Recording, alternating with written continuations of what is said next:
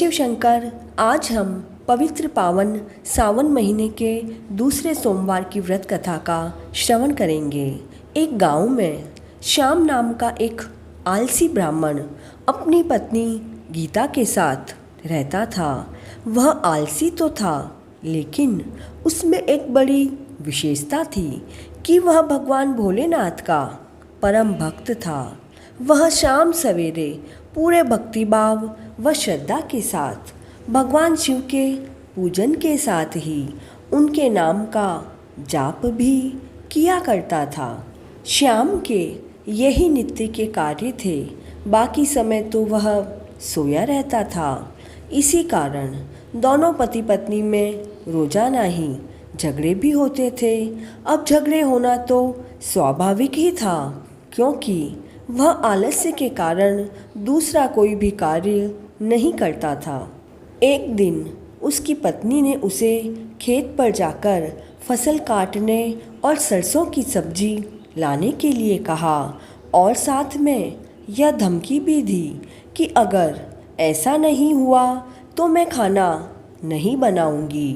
पत्नी तो यह सब कह रही थी, उधर श्याम उसकी बातों को अनसुना करके वापस से सो गया।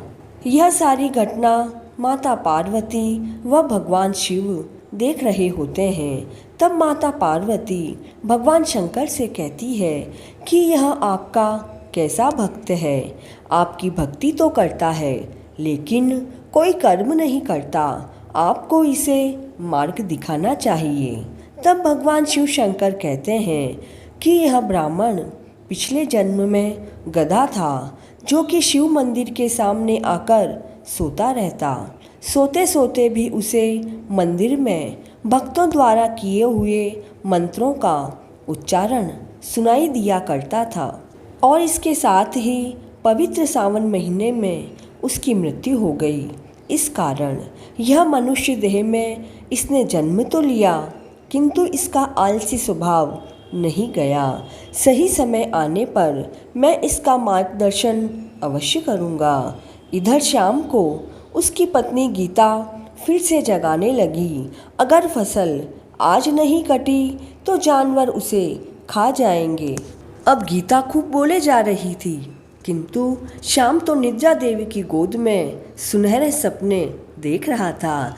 तो थककर गीता रसोई में जाती है और वहाँ से एक बाल्टी पानी लाकर श्याम पर डाल देती है। अब तो श्याम पूरा का पूरा भीग जाता है और बहुत क्रोधित होता है, और दोनों पति पत्नी झगड़ने लगते हैं। श्याम क्रोधित होकर शिव मंदिर में जाता है। मंदिर पहुंचकर भगवान भोलेनाथ से कहता है, हे भोले बाबा, मैं पत्नी के रोज रोज के झगड़ों से परेशान हो गया हूँ। अगर मैंने आपकी भक्ति श्रद्धापूर्वक की है तो मुझे वरदान दीजिए। ऐसा कहकर श्याम रोने लगता है। उसकी भक्ति और श्रद्धा को देखकर भोलेनाथ उसे दर्शन देते हैं और कहते हैं, मैं तुम्हारी भक्ति से बहुत प्रसन्न हुआ। बोलो तुम्हें क्या चाहिए। श्याम प्रभु शिव को देखते ही उन्हें दंडवत प्रणाम करता है और फिर कहता है, आप मुझे कोई ऐसी वस्तु दीजिए जो मेरा सारा कार्य करे और मेरी बात माने। तब भगवान तथास्तु कहकर एक छोटा सा त्रिशूल देते हैं और कहते हैं, इस त्रिशूल को तुम जिस चीज़ पर रख दोगे वह अपना काम स्वयं ही कर लेगी और कार्य पूर्ण होने पर ही रुकेगा।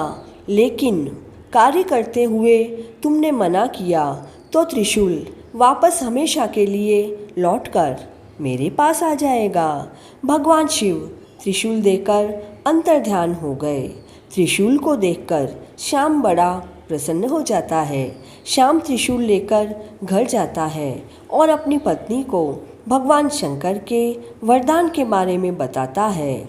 ऐसे ही कुछ दिन व्यतीत हो जाते हैं। श्याम उस त्रिशूल को प्राप्त करके बहुत खुश था, क्योंकि उस दिन से उसे कोई भी कार्य नहीं करना पड़ा। वह जिस चीज़ पर त्रिशूल रखता था वह चीज़ अपने आप काम करने लग जाती। ऐसे ही एक दिन शाम को चाय पीनी थी उसने चाय के बर्तन में त्रिशूल रखा और बोला, मुझे 1 कप चाय बना दो। यह कहते ही चाय के बर्तन में दूध, चीनी व चाय पत्ती जाती है और उबलकर 1 कप चाय बनकर उसके सामने आ जाती है। इस तरह वह त्रिशूल से सारे कार्य करवाता है। एक बार ऐसे ही लाइट चली जाती है तो वह हाथ की पंखी से कहता है कि मुझे गर्मी लग रही है, लाइट आए तब तक तुम मुझे इस पर पंखे से हवा करो। तब वह पंखी हवा करने लगती है। वह लाइट आने पर रुक जाती है। एक दिन उसे भूख लगती है तो वह सोचता है कि अगर खाना सीधा मुंह में आ जाए तो मुझे तो कुछ नहीं करना पड़ेगा और मैं खाना भी खा लूँगा। यह सोचकर खाली थाली पर त्रिशूल रखकर बोला, अच्छे अच्छे पकवान मेरे मुंह में अपने आप आ जाए। ऐसा कहते ही तरह तरह के पकवान थाली में से निकलकर उसके मुंह में आने लगे। वह बड़े मज़े से खाकर आनंदित हो रहा था। अब थोड़ी ही देर में शाम का तो पेट भर गया था। अब वह खा नहीं पा रहा था, पर खाना तो रुकने का नाम ही नहीं ले रहा था। अब वह तो परेशान हो गया और उसे भगवान शिव की बात याद आई। अगर वह काम करते हुए त्रिशूल को मना करेगा तो उसका वरदान हमेशा के लिए खत्म हो जाएगा। यह सोचकर वह चिल्लाने लगा। आवाज़ को सुनकर उसकी पत्नी भी बाहर आई और शाम को देखकर आश्चर्यचकित हो गई। फिर शाम को उसकी पत्नी खाने को रोकने के लिए कहती है, किंतु वह प्रभु शिव के वरदान को नष्ट नहीं करना चाहता था। लेकिन आखिर उसे कहना पड़ा, रुक जा। खाना आना रुक गया। तभी वह त्रिशूल भी गायब हो गया। शाम त्रिशूल को ना देखकर बड़ा परेशान हुआ, लेकिन कुछ कर नहीं सका। अब तक त्रिशूल को जो कार्य दिया उसे अनजाने में ही खत्म होने का समय भी बता दिया, किंतु खाना खाते समय कब रुकना है नहीं बताया। इसलिए खाना बिना रुके उसके मुंह तक आता ही जा रहा था। तब शाम प्रभु शिव से कहने लगा, आपने यह वरदान मुझे सबक सिखाने के लिए दिया था और मैं भी कितना मूढ़मती था जो कि आलस के कारण हर छोटा छोटा कार्य टाल देता था। आपने मुझे समझा दिया कि छोटे छोटे काम के लिए किसी दूसरे पर निर्भर रहना कितनी बड़ी मुसीबत को ला सकता है। उस दिन के पश्चात उसने आलस करना छोड़ दिया और रोजाना खेत जाने लगा और अपना काम स्वयं करने लगा। इस तरह से उसका जीवन खुशहाल हो जाता है। हे भोलेनाथ, जैसे आपने शाम को सद्बुद्धि दी वैसी सभी को देना। इस परम पवित्र सावन सोमवार की व्रत कथा को अधिक से अधिक शेयर करें और चैनल पर नए हैं तो please like, share and subscribe this channel.